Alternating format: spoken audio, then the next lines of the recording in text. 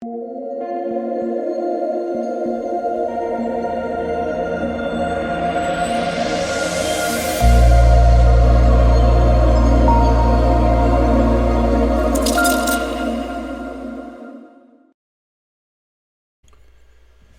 what is going on, guys? DK. Back at you with another video here to bring the Monday Night Football Showdown between the New Orleans Saints and the Seattle Seahawks. But before you get in the video, if you guys are new to the channel, welcome. My name is DK. I make daily videos and live stream for NBA and NFL slates on Draftkings. If you guys are an NBA DFS player, make sure to check out my video breaking down Monday's 9-game slate. Just uploaded right before this one. If you guys are unable to watch these videos, I also upload on Apple Podcasts. Link down below. It's called the DKDFS Show. If you're interested in signing up for premium content, I offer a few different packages on Patreon.com. NBA package, NFL package, and esports package cover the main slate and showdown slates for NBA and NFL. And I do want to thank the sponsor, Prize Picks. So for NFL guys, Prize Picks, you can play a couple different ways. The first way is taking over/under and fantasy points. So they have 10 players posted for Monday night's game. So for example, Alvin Kamara, 20 fantasy points. So either like the under or the over. Or you can go over to single stat if you prefer, taking over/under in passing yards, rushing yards, receiving yards, pass completions, all that good stuff. You can mix and match sports too. They do have NBA stuff. So if you want to, a couple NBA with a couple NFL, you can definitely do that. So if you guys want to try it out, sign up, use my code DKDFS. That is DKDFS, all one word. You'll get a 100% match up to $100. Yeah, it's a nice change of pace, guys. You're not playing against someone, so you're just playing against the house. So yeah, if you guys want to try it out, make sure to use my code, and you'll get that free money bonus. Okay, so let's talk about some Monday Night Football. Let's first take a look at the Vegas odds for this game, it's up here. 42 over/under, so definitely on the lower side. Saints are 4.5-point favorites. So let's first take a look at the Saints and snap counts in their most recent game. So Alvin Kamara played almost 90% of the snaps. That is really, really good to see. Wide receiver Callaway played 82% of the snaps. Stills played 71%. Montgomery played 45%. And Chris Hogan, who recently retired, played 14%. And at tight end, you had Troutman play 86% of the snaps. Garrett Griffin 30%. And Juwan Johnson played 11% of the snaps. So we'll start off with Alvin Kamara at 12.8K. I think it is probably the safest play on the showdown slate just because he's getting majority of the touches, but almost 90% of the snaps, is involved in the pass game at 5 catches and 8 targets last week. I just think he's super, super safe. Don't have to spend a ton of time here.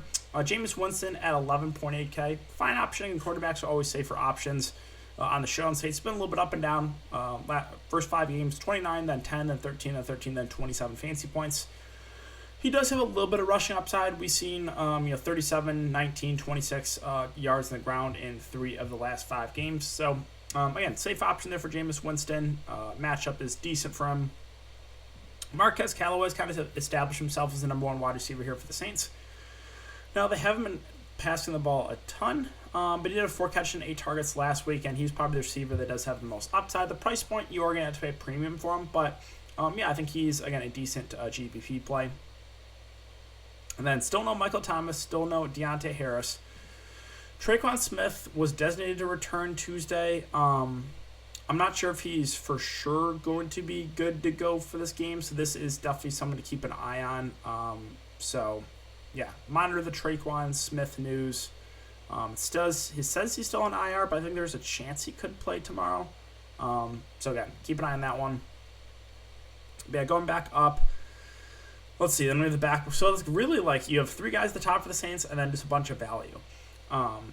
So kicker is no longer Will Lutz. He's injured. It is going to be Brian Johnson. So, yeah, perfectly fine. And kickers are always viable value plays. And then we just have all super, super cheap options here for the Saints. So Juwan Johnson is their best pass-catching tight end, but he didn't play a ton last game.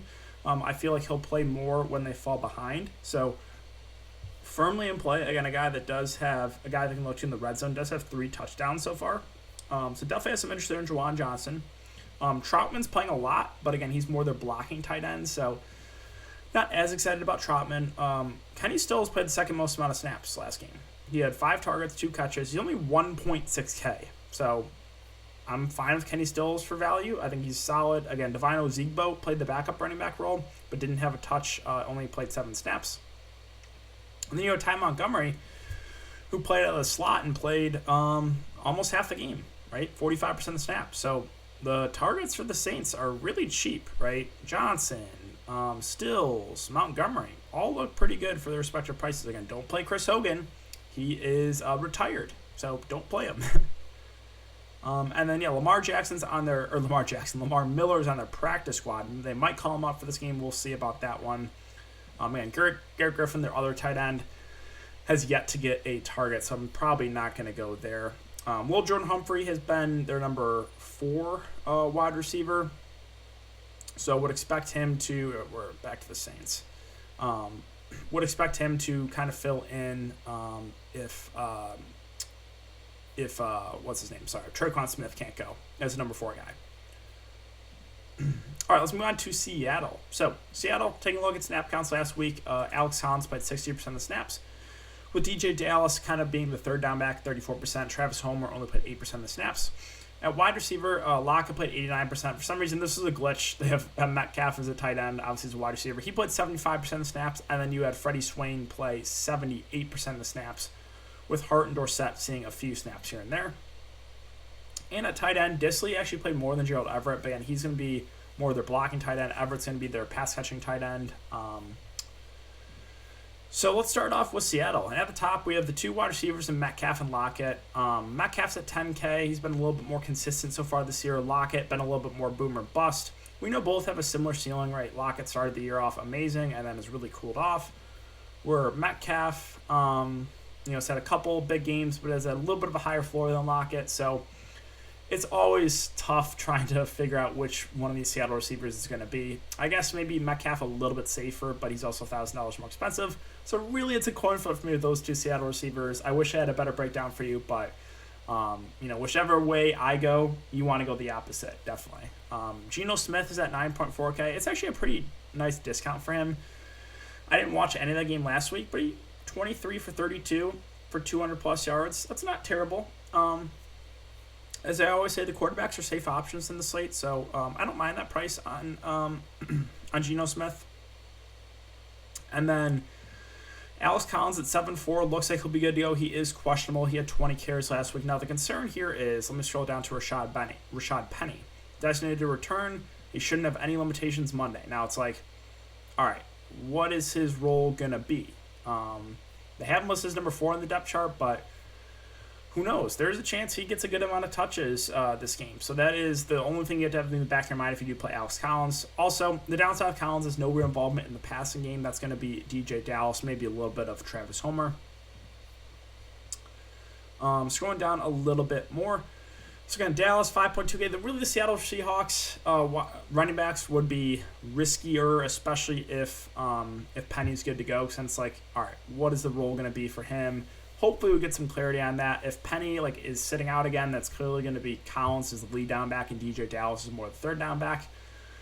5.2K. Don't hate the price if there's no Penny, but if Penny's there, then I'm probably going to look elsewhere. Again, Gerald Everett is definitely their best receiving tight end. Hasn't really put up any crazy numbers. 2, 5, and 3 targets in the 4 games he's played.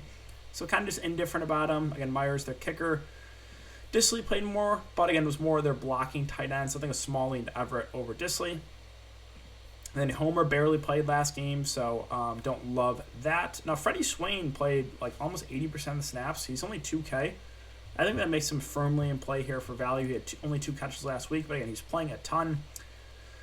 Guys like Hart and Dorsett are just large field tournament plays that maybe see 10 to 15% of the snaps. So yeah, guys, that's going to do it for the video today. If you have been enjoying the content, make sure to hit that like button, subscribe, and hit the notification bell so you know upload videos and go live. Thanks again, guys. Have a great day, and I will see you all in the next video.